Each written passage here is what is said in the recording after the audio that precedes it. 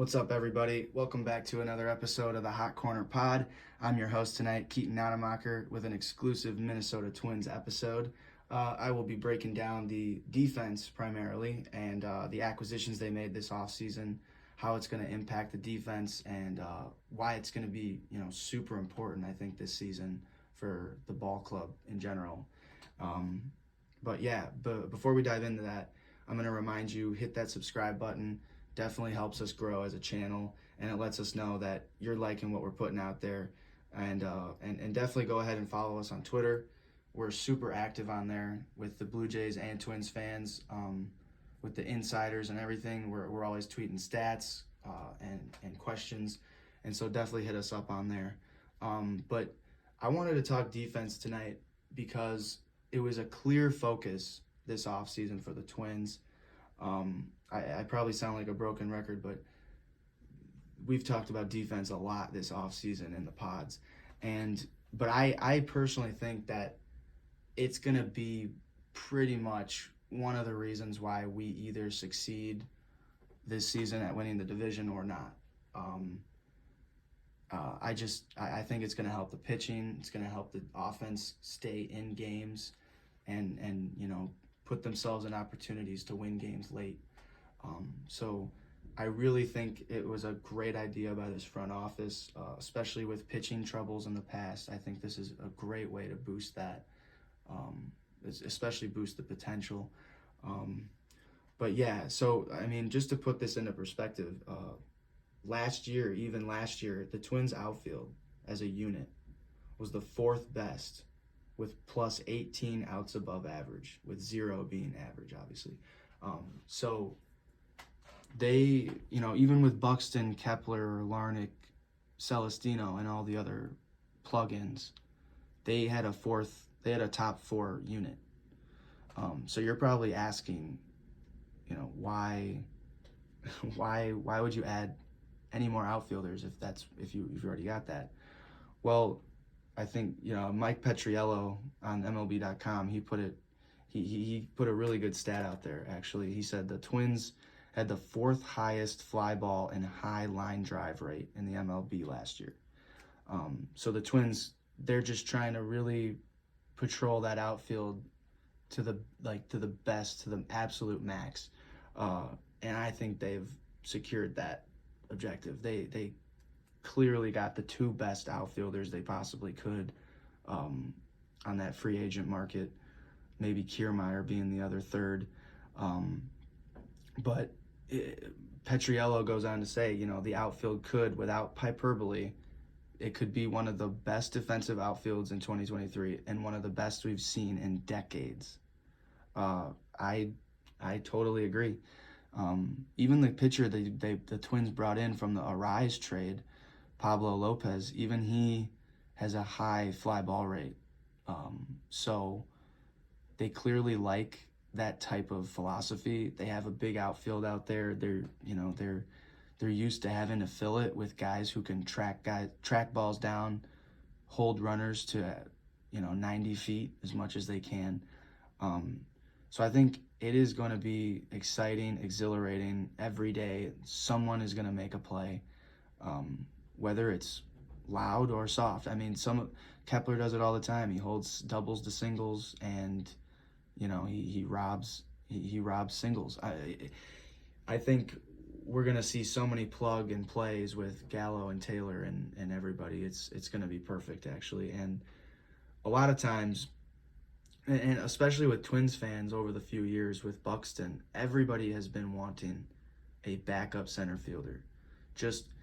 He doesn't even have to hit. We want someone who is the same level of fielder as Buxton, so that when he's not there, when he has to DH, when he, knock on wood, goes down with injury, we have someone there who's not just average, or who's just,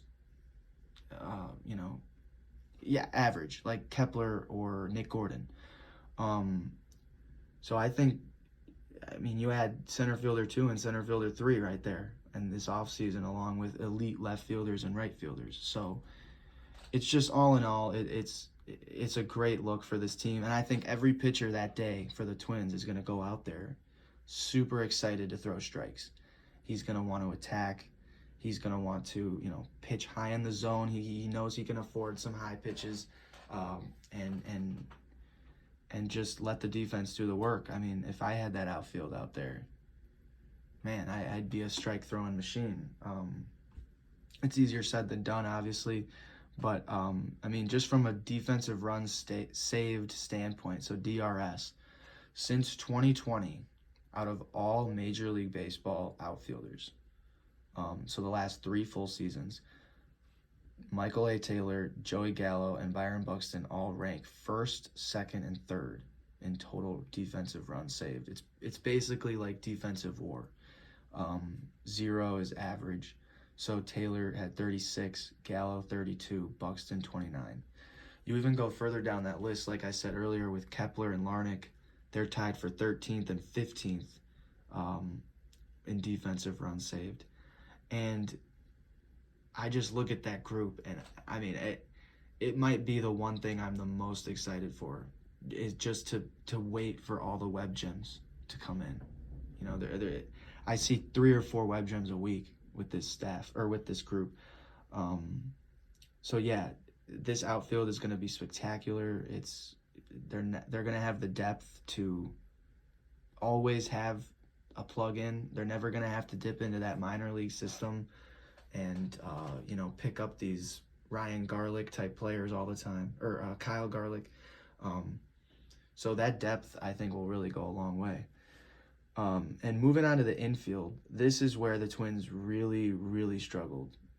You might not think of it on the surface, with Urshela and Correa and even Luis Arraez finishing miraculously in the top three for Gold Gloves at first base.